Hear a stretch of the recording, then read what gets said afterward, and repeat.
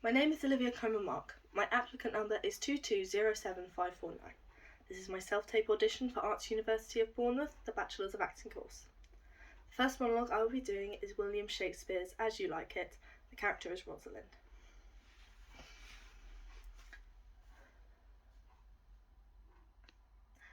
And why, I pray you? Who might be your mother, that you insult, exalt, and all at once over the wretched? What, though you have no beauty, as by my faith I see no more in you than without candle may go dark to bed? Must you be therefore proud and pitiless? What means this? Why do you look on me? I see no more in you than in the ordinary of nature's sail-work. Odds my little life, I think she means to tangle my eyes too. No faith, proud mistress, hope not after it. 'Tis not your inky brow, your black silk hair, your bugle eyes, or your cheek of cream that can tame my spirits to your worship. You foolish shepherd, wherefore do you follow her? Like foggy south of winds and rain?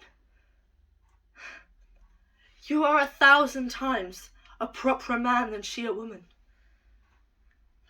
'Tis for such fools as you that fills this world with ill-favoured children. 'Tis not her glass but you that flatters her, and out of you she sees herself a properer woman than any of her lineaments can show her. But know yourself, proud mistress, down on your knees, and thank heaven fasting for a good man's love. For I must tell you friendly in your ear, sell when you can, you are not for all markets. So cry for the man for mercy, love him, take his offer. Foul is most foul, being foul to be a scoffer. So take her to thee, shepherd. Fare you well. The next monologue I will be doing is from a play called Goodbye Charles. It is from a play called Goodbye Charles by Gabriel Davis. The character's name in this play is Jill.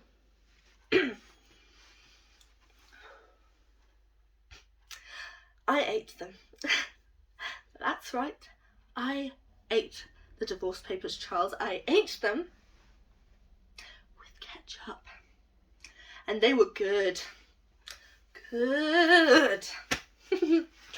You probably want me to get serious about our divorce. The thing is, you always said our marriage was a joke. So if A, we never had a serious marriage, then B, we can't have a serious divorce. No, we can't, Charles. It is a farce that tastes good with ketchup. I mean, wasn't it just the other day your father asked why you walked down that aisle with me and you said, for the exercise. Oh, that's funny. You're a funny guy, Charles. I'm laughing, not crying. I am laughing because you are about to give up on a woman who is infinitely lovable. What you're asking me to do for you, to sign my right away to that sweet voice, Charles, those baby brown eyes, and the way your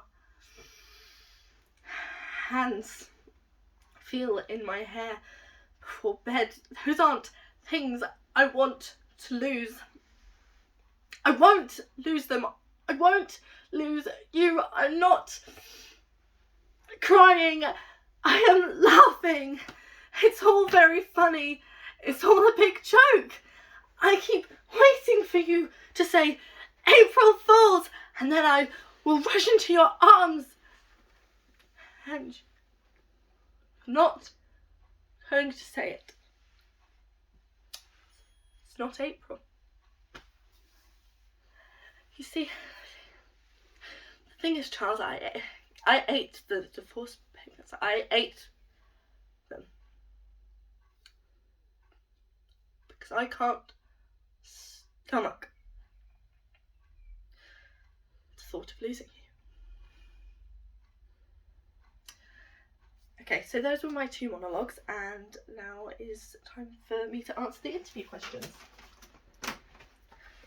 I will do my best not to waffle. So the first is, why did I choose these pieces?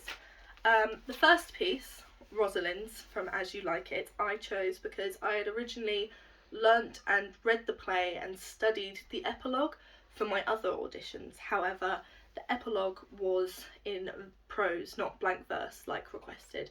So I reread the play and did my best to find one in blank verse instead. I figured it'd be best to stick with a play that I understood well, had read properly through, and I decided to stick with Rosalind's character because obviously I'd done communications of intentions with her, I'd studied her character, I'd learnt about her, I knew more about her, so I was able to really get into the character even in a different piece of text. I just had to try. Obviously in this piece of text she hadn't revealed herself as a woman, she was still disguised as Ganymede, so that did bring a different difficult element to it, but I appreciated the challenge. Also, Rosalind is actually described as the female Hamlet, as she has the most lines in any of all females in any of Shakespeare's work, and she's a very strong character, and critics really resonate with her as she seems as a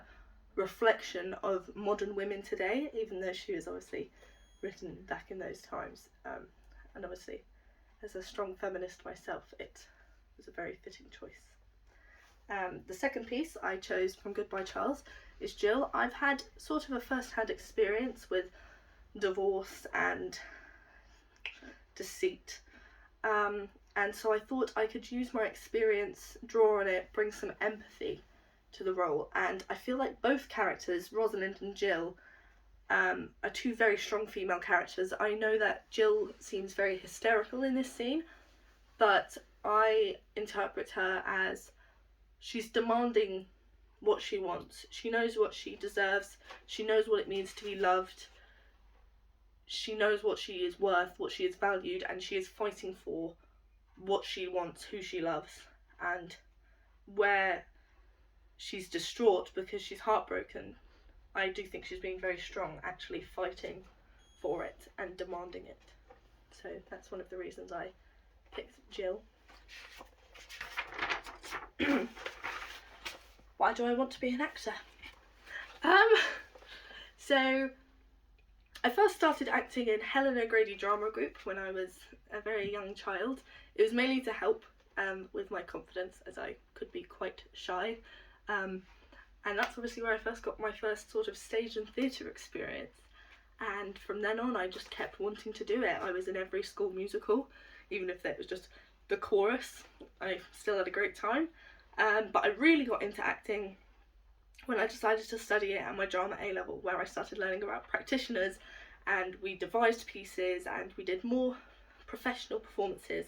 And then the level 4 course at South Downs with UAL, we were treated as a professional performance company called Pivotal, and we were really given a lot of freedom and independence, and I even got my first lead role, and it was a really good sort of beginning insight into acting, not just as like a hobby or something really enjoyable, but as like a profession, as like working in the industry.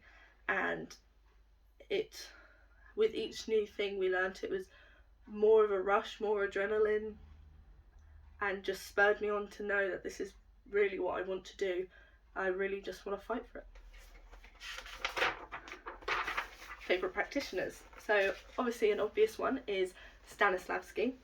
I think he's very popular in those who not only love realism and naturalism, but specifically those who want to go into film and TV. Obviously most of the work that you see on screen is meant to be presented to you as real life people. It's meant to be immersive, you're meant to be drawn into it, you're meant to feel like these characters are real people. Therefore, obviously naturalism, realism has really heavily inspired screen work.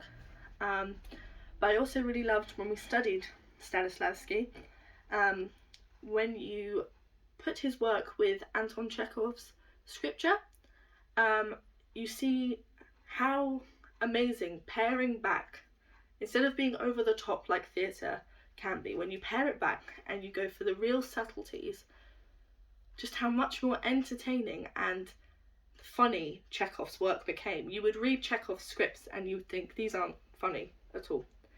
And then by just watching them performed in such a naturalistic style with those subtleties of human behaviour, they were just, it was just amazing the impact they could really have by just behaving like humans.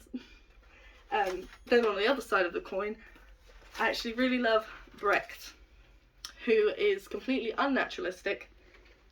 His techniques break the fourth wall, and that is from the way of, you're meant to know as an audience member that you are watching a play. And it was his understanding that if you know you're watching a play, you will focus, and the impactful message that is in the play you will actually think about and know more. And I think it's quite interesting to have those two completely different styles and how both of them can work on stage and impact audiences in completely different ways. And he also has a good use of props, music, placards are another way of breaking the fourth wall, which I find really interesting. We only studied him for a little while, but I'd love to sort of sink my teeth into some more Bertolt Brecht in the future. And the last one I won't talk about too much is a contemporary practitioner called Frantic Assembly.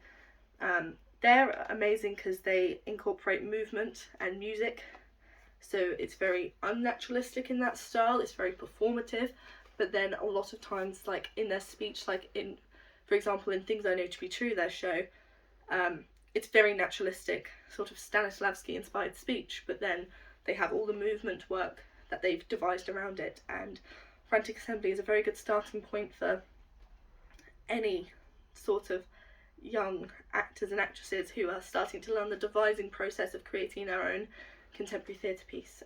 So that's probably why they're one that has really stuck with me. Why do I want to study at Bournemouth? First of all, I've heard some brilliant things from a current student there. He studied at South Downs as well, and he's loving it every minute. He says he's talked about the different classes and how professional it all is, and the disciplines. I love that there are separate classes for acting, movement, singing, vocals. I just find that it's sort of run in the way that I would like to study, and I know that because it is an arts university, you have a great respect for the arts, which is what I admire. I want to go somewhere where art is respected. Obviously, there's been some troubles. Theatre hasn't been doing so well since the pandemic, and it's just nice to be in a place with like-minded students and teachers who really respect it. And I've done some reading about how we work with all the different departments on our creations, and just to know that I'll be working with students that are just as disciplined and passionate as I am, it's just a really appealing thought. And that's me done.